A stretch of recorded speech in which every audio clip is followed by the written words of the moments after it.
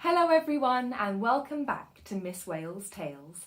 I'm your storyteller, Miss Whale, and today, with the help of a little friend of mine, the illustration fairy, we're going to tell you a tale. Today's story is called It's Not Fair, a COVID-19 birthday. It's one I've written myself, and it's been inspired by the lockdown many of us are still experiencing at the moment, as well as the beautiful walks I've been taking around my village. So I hope you enjoy it. If you do, make sure to like this video and subscribe to the channel, as it really does help us out. So let's begin. This was the worst birthday ever.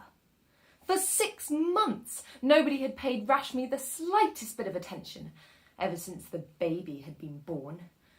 Mum and Dad had promised that this was going to be her day.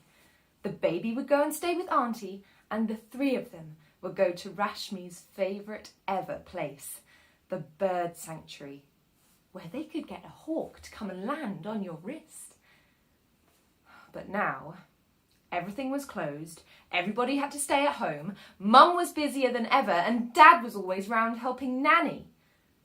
As for that baby, there was no getting rid of it for an hour, let alone a day. "I'm so bored," Rashmi burst out, throwing aside the book she was reading. "If I have to read one more word, my eyes are going to fall out of my head." "Why not go for a walk?" Mum suggested. "The sun's shining." "A walk's no fun if it's not two anywhere," grumbled Rashmi. "Tori and Jack get to be together at school, and it's not fair." "Tori and Jack's parents both have to still go to work, as well you know," said Mum, exasperated. "Sometimes life just isn't fair, and I really would have thought you were grown up enough to know that by now." "I am," began Rashmi, but Mum said shh at her and hurried off to the baby, which had started to mewl. Rashmi took a deep breath. "Very well," she said in her most grown-up voice. "I can see where I'm not wanted. Maybe I will go for a walk." "No more than 30 minutes, said Mum, barely looking up. Rashmi huffed her way towards the village. She could count at least 17 things which were currently not fair, and she bet she hadn't even remembered them all. Suddenly, she rounded a corner and saw old Mr. Miller coming towards her. She usually saw him on the bench by the pond. He was very bent over and walked with a stick. Rashmi stepped into a driveway to let him past.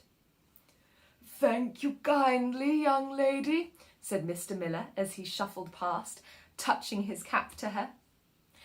"Isn't it a lovely day?" Rashmi watched him shuffle past thoughtfully and looked up at the sky. She hadn't even noticed, but it was a beautiful clear blue, and blossoms snuggled on the branches of a tree overhead. "Well, what's the point in sunshine if I can't even go to the skate park?" grumbled Rashmi, and stumped on. She turned down the path and over the stile which took you to Woods' farm. They had a field where you could pick your own strawberries in the summer, as many as you wanted, and Rashmi smiled to think of last year when the farmer had sneaked a few extra into their basket when they'd already paid. But the smile turned into a scowl. "I bet that's another thing we won't be able to do this year," grumbled Rashmi, and headed for the cover of the trees, as the sun really was beating down quite strongly now. Rashmi gasped in surprise. Had she stumbled into an enchanted glade? A carpet of bluebells shimmered blue-purple at her feet, and Rashmi took the path carefully so as not to step on a single one. The emerald trees met overhead and guided her onwards over a mossy bank. How many birds were in the wood! Their songs filled the air, the delicate trilling all Rashmi could hear over the sound of leaves rustling in the breeze. A robin cocked his head at her from the thicket and let out a single cheep. making Rashmi laugh in delight. She pressed on, skipping now, as she reached the field on the far side of the trees and set her eyes on the golden tower. It reached up to the sky, arched stained glass windows gleaming, the weather vane creaking, and the turrets pointing up at the sun, bidding Rashmi to enjoy its rays. Rashmi sank down into the soft grass and surveyed the tower thoughtfully.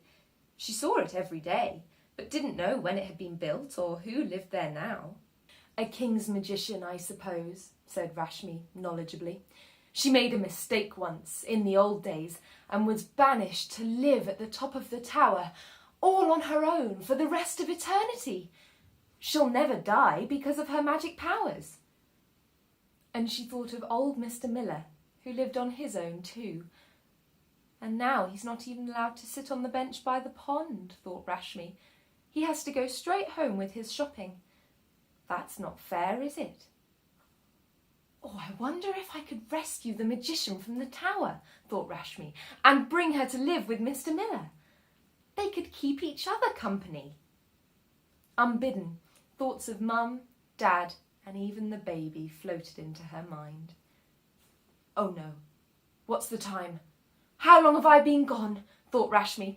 "Oh, Mum will be so worried." Rashmi hurtled round the edge of the field, picking a handful of cowslips. She knew you must never normally pick flowers, but this was an exception. There were plenty of these around, and anyway, Rashmi wanted the magician to know that someone had been thinking about her if she looked out of the window of the tower. She placed the cowslips down and raced back over the mossy bank, back through the emerald trees, tiptoed as fast and as carefully as she could through the bluebells, back through the strawberry field, over the stile, along the path, and hurtled up the street. Rashmi tried to catch her breath as she tugged at the back door handle and thought she heard a scuffle inside. Her breath was taken away again, though, as "Surprise!" rang out as Rashmi stepped inside. Mum and Dad stood there holding a happy birthday banner, and Nanny was there on a video call. Balloons floated on the ceiling, a cake with a hawk in icing stood by wrapped presents, and even the baby gurgled and waved at her in a way that Rashmi supposed might have been considered cute. Rashmi's eyes sparkled as she gazed at her family, and she decided that even if it hadn't gone exactly as she'd planned, maybe this wasn't the very worst birthday after all.